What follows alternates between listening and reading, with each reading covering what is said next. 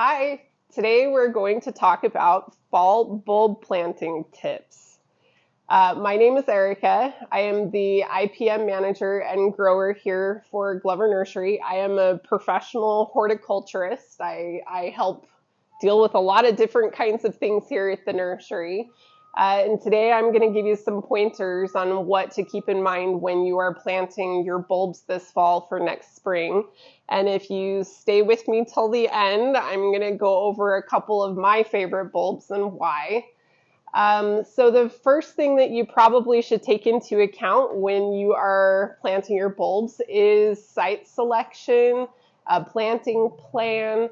So a couple of things to keep in mind is that bulbs don't really like wet, soggy soil. They tend to rot, so the soil needs to be pretty well draining.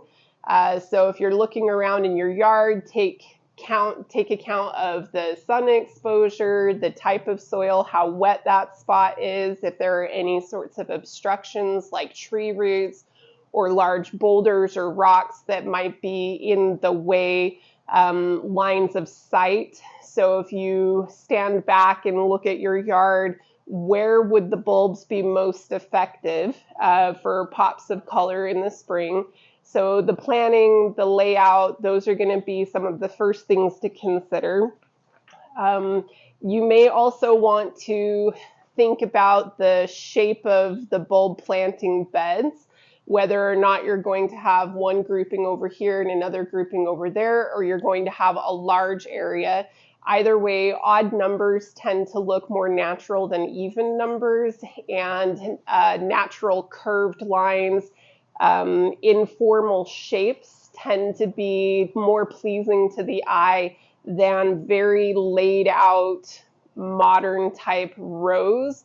The only time you would use a row planting is if you're bordering a walkway or a bed with a mass of color, meaning like if you wanted red tulips all up a walkway, that would make sense to have a line. But if you're in the back of your garden, it doesn't look very natural to have bulbs in a straight line. That's not how they grow in nature. So your brain kind of gets hiccuped when it looks at that straight line. And also you want to take into account ahead of time whether you have a foreground, a midground, and a background, and vary the different heights of the bulbs that you select. A lot of the different tulips will come in different heights. The hyacinths will come in different heights. So from species to species, varying species, you can accomplish the height difference, but even within a species, you can accomplish that as well. And you also ought to take into account your color arrangement, whether or not you're using all of the same color, like a mass of just red, or if you have something that are sort of complementary colors like this, where you have a dark and a light. Sometimes these bags come pre-mixed for you, so you don't have to do a lot of that guesswork. And other times you can kind of go through and pick a red and a yellow. You can do things that are like, this is called monochromatic, where they're different shades of purples and pinks, but they all kind of fall into the same color pattern. And then you can also do things like warm colors or cold colors, cool colors. Warm colors are going to be things like the yellows and reds. Cool colors are going to be things like whites and purples, like these would be a cool color mix over here. So color is important, and if you have a very small area, the fewer colors you use, the more impactful it will be on your eye. Don't mix too many colors in a small space. It kind of, again, it confuses your eye, and it's not a very natural look. And then another thing you want to take into account when selecting your bulbs is timing of the blooms. Some of the blooms are going to come up, and each package should have its bloom time on it. They range from very early for things like crocus and snowdrops and a couple of other things. But then you have early, mid, late, very late, And so you can kind of change the timing of the bulbs through the season so you have a longer display of color.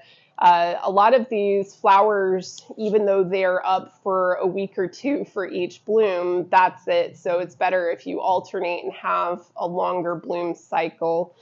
So you also want to take into account which kinds of bulbs are treated as annuals versus perennials. Believe it or not, a lot of tulip bulbs only last a couple of years and they don't always come back, especially if you don't let the green stay when the flower is finished. If you end up cutting it all the way to the ground, you can shorten the life of the bulb. And that's why places like our local gardens, you know, Thanksgiving Point puts on a huge tulip display every spring, and it is stunning, but they usually treat their bulbs as annuals. They dig them all up and replace them every year. But other kinds of bulbs like daffodils and crocus, some other things like that, are considered perennials, where once you plant them, you can pretty much depend that they're going to be there every single year going forward. There are tulips that will come back for a long, long time, decades, but you have to look for this word on the package, and the word is called naturalizing, and not all tulips are naturalizing. So that's one thing to consider, is annual versus perennial. Also, whether or not the bulbs are deer resistant or resistant to other kinds of critters like the rabbits or voles or other things that would eat them. The stinky bulbs tend to be more resistant to the deer and other animals. And we have lists of the deer resistant bulbs, and on the packages it should say whether or not they're deer resistant. So that can help you make some selections as well. And then also, while you are picking your species, you may want to just go with things like this tulip mix. This tulip mix, they're all tulips, but they're very different within this species. You've got some parrot tulips and some doubles and other things in here. So this would be a good way to make it look like you have a lot of different flowers, but they're all basically the same color. So this, where I'm going with this also is, you know, if you want tulips and daffodils and hyacinth, if you have too many species, it can look a little chaotic. So just keep that in mind also while you're selecting. Okay, so now we're going to move into soil prep and site prep. So back a couple of minutes ago, I talked about the drainage. It's important to make sure that your bulbs are not sitting in water over the winter. So if you are picking a spot that tends to hang on to a lot of water, amend the soil, try and get that drainage in there. Or organic matter is pretty much the best thing that you could use to increase the drainage. So something like a peat moss or a compost, and just turn it into the soil underneath.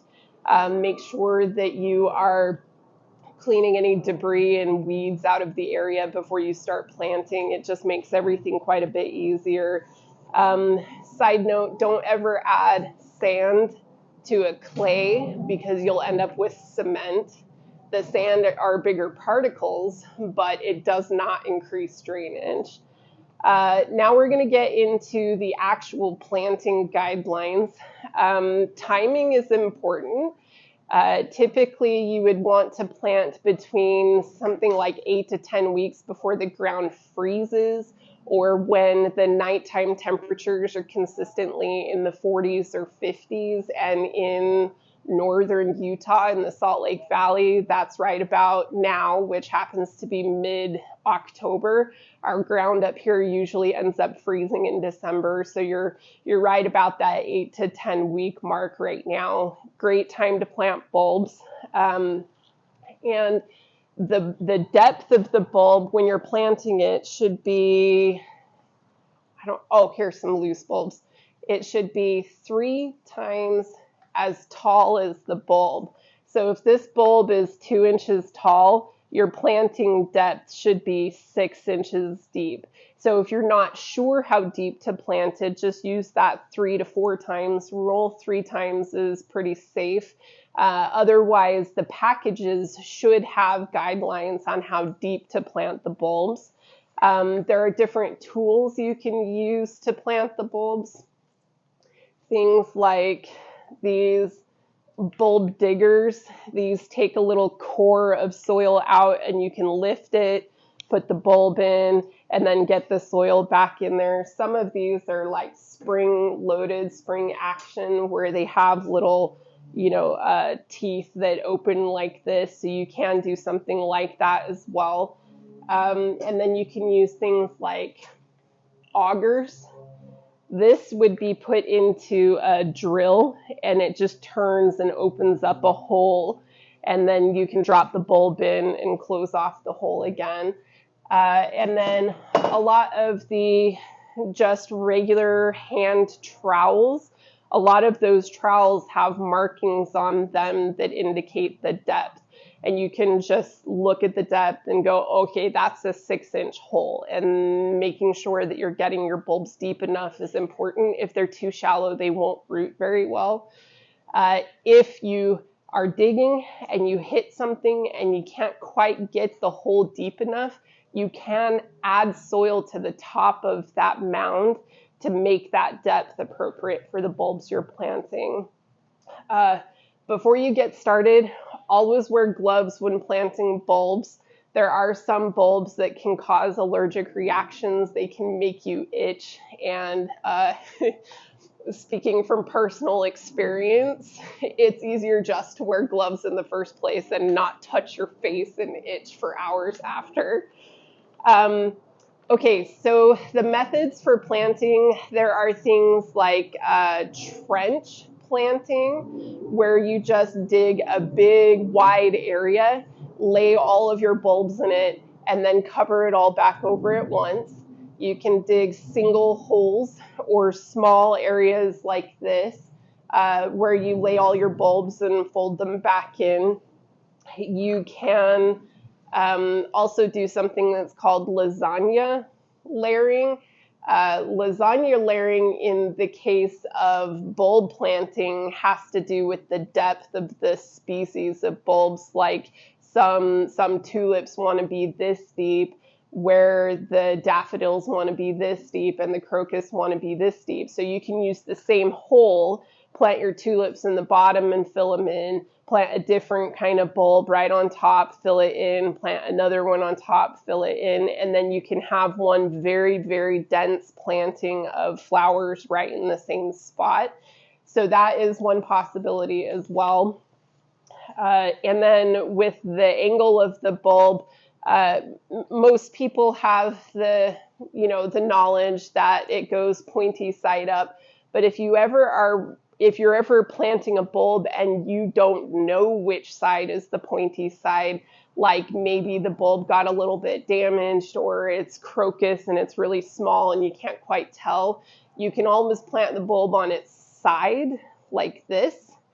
And the gravity, it's called geotropism, the gravity will have the roots come down from the one side and the stems come up from the other side. So it kind of takes the guesswork out of it if you are really not sure which way is up. Okay, so in the bottom of the hole for nutrition, we do like to recommend something like a bulb food. You would add this to the soil before you backfill. And this provides a lot of the nutrients that those bulbs are going to need to be able to come up healthy with really nice big flowers in the spring. You can add the bulb food in the fall on top of other bulbs that you've previously planted. You can do that as well, or you can just wait till spring to fertilize those existing plantings. But just dropping some in the hole at the bottom of the bed while you're planting is a really easy thing to do, and it really does help out. And then when you are finished planting, you would want to do something to mark the area, whether or not that's setting a rock near it, or taking a tape measure and measuring from the nearest shrub or walkway. Take some photos, have your kids go stand next to where you planted the bulbs. Document where they are, because it's really easy to forget, and you're planting a perennial in the spring and you end up digging out bulbs that you took a lot of time to put into the ground. So marking where they are is important. It also helps you know what should be coming up in different places and whether or not they came up. Like if you're expecting allium bulbs to come up over here and they just don't come up, you know that there was a problem there, like maybe the ground was too wet and they rotted. So mark the area where you've been planting. And then as we come to conclusion, as promised, my teaser, I'm going to talk about some of the bulbs that I like the most. I love hyacinth bulbs. Hyacinth flowers smell like heaven to me. And there's a purple variety of hyacinth that I am absolutely in love with. And Regan, there are a couple right behind you. It's called Miss Saigon. It's up on that top shelf over there. Oh, I will not. So they're not in bags, so I can't touch them. Yeah. But anyway, Miss Saigon it's stunning. I actually planted some here in a garden at the nursery as just a tester. And I loved them so much when they bloomed here at the nursery. The color was so intense that I ended up buying dozens and dozens of them to put in my own yard at home the next season. So I love that one for the smell. All hyacinths smell great, but there are a couple that are better than others in terms of the intensity of the smell. And then the opposite of positive, pleasant smells is fritillaria.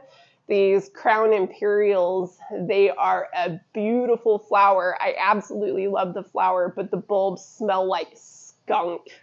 So it's worth it though, because the flowers are very unique and they are a really reliable perennial bulb. They do come up for years and years and years after you plant them. They usually come in a red that's more of a dark orangey red, and then they also come in yellows for the crown imperials. There are other fritillarias, but the crown imperials are my favorite. So anyway, just wanted to say thanks for joining us. Let us know if you have any questions. We're on all the different social media pages, and you're welcome to call us here at the nursery. And come and see us at the nursery. Right now, we're fully stocked at the end of October. It's fantastic. We've got pumpkins here for sale, mums. But anyway, yeah, come and see us. We'd love to help you. Thank you. I'm going to end on your favorite hyacinth.